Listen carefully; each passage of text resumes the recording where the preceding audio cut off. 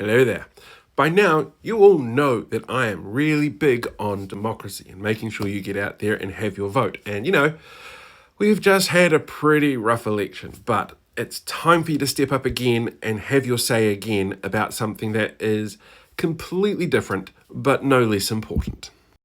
That's right, it's time for New Zealand Bird of the Year, and you can go and vote now at birdoftheyear.org.nz.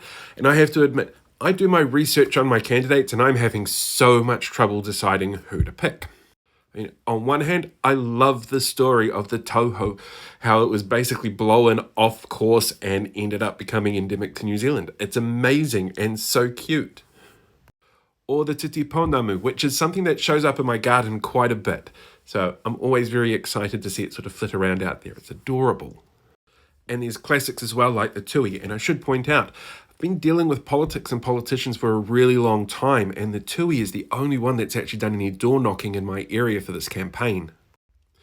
And they did raise some really good points about being, tui. So they're kind of awesome. Then there's classics like the rowi or the kiwi. And it's the kiwi. It's the national symbol bird.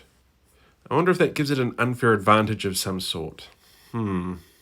But then there's also the ruru, the moorpork, and as a big Sir Terry Pratchett fan, I kind of have an affinity for this one. It's a really tough choice. So look, the reality here is that New Zealand Bird of the Year is a really fun election to unwind to.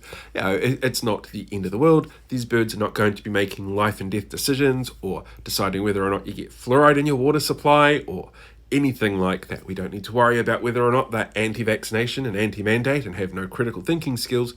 We just have to know that they're there, and that's really the point of this election, is to make sure that you're aware of some of the amazing, beautiful bird life that we've got in this country, that a lot of us take for granted because you see them all the time, or we don't see them at all, they're just out of mind.